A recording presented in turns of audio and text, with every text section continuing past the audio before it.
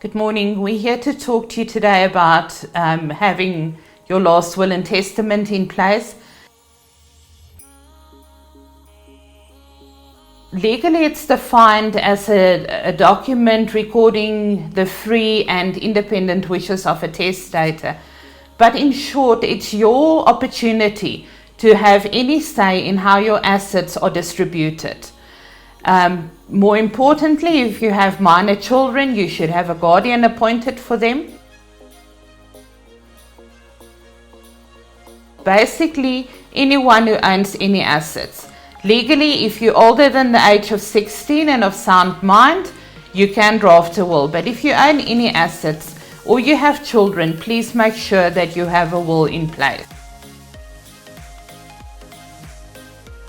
You can basically go to your attorney or to your accountant. You can even do it yourself.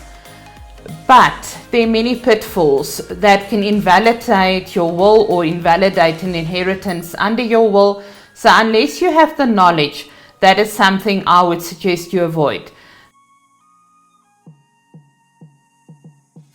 I would recommend that you go to a qualified financial advisor who can assist you to draft a proper will, because that's the first step of estate planning.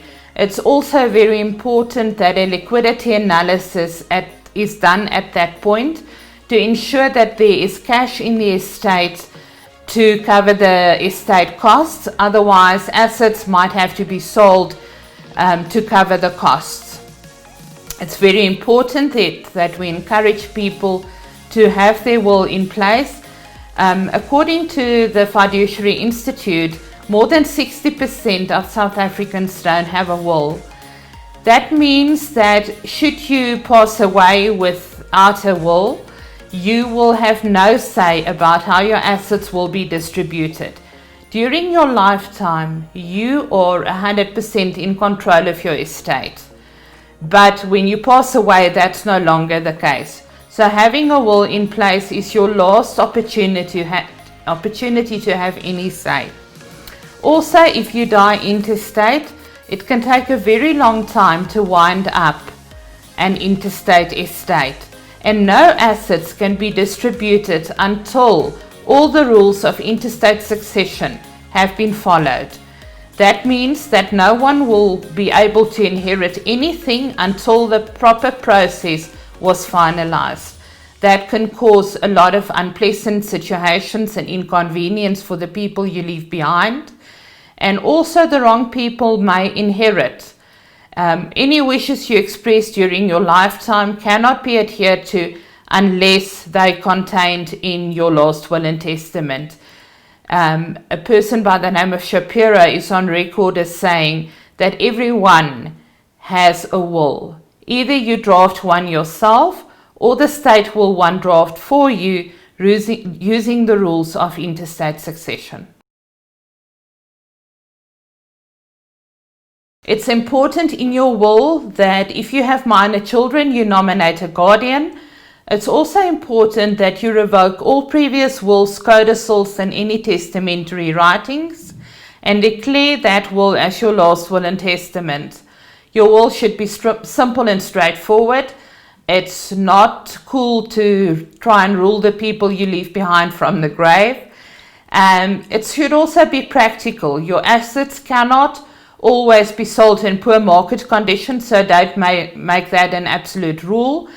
And testamentary trusts should be created for any minors to protect your heirs from themselves and also from being exploited. You don't want an 18-year-old being the coolest kid on college until all the money is spent. So you get to decide at which age you want a minor to inherit. You can think of 21, 24, or you can even say the person can inherit 50% at 18, 50% at 25. That's entirely up to you. But think of yourself when you were a certain age and then decide what would be the correct age. It's very important that you take note that witnesses cannot benefit. So anyone that's mentioned in your will, should not be allowed to sign as a witness on your will. It's also important that you create a living will. A living will is something that outlines to doctors how you wish to be treated when you can no longer speak for yourself. Your children, I would suggest you name specifically in your will rather than just saying our children. Name them by name individually, because in many cases there are previous marriages and then no one knows if the children from previous marriages are excluded or included. Professionally drafted will should also include reference to protect any inheritance from marriages and the creditors of spouses. And it's very important that you regularly review your will, because your needs and circumstances change during your lifetime. Events that would suggest it's time to review your will would be the death of a spouse, the birth or death of a child, birth of grandchildren, maybe a divorce, maybe starting up a business either with your family or other people, or maybe inheriting money. But I would suggest having your will reviewed at least every second year.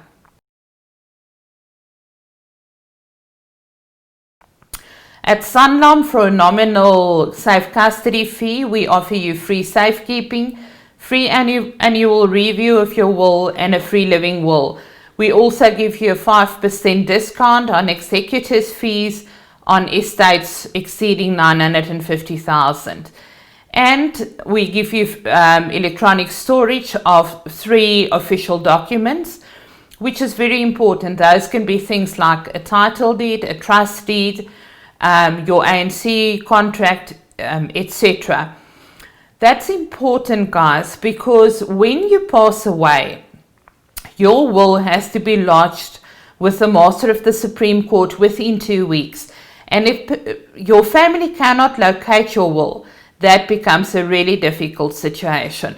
So that's why I would suggest having your will drafted at an organization like Sanlam, where we keep it in safe custody for you and we make sure it's fine. And then obviously we have no safe custody fees for people over the age of 65, and we basically just want to offer you peace of mind.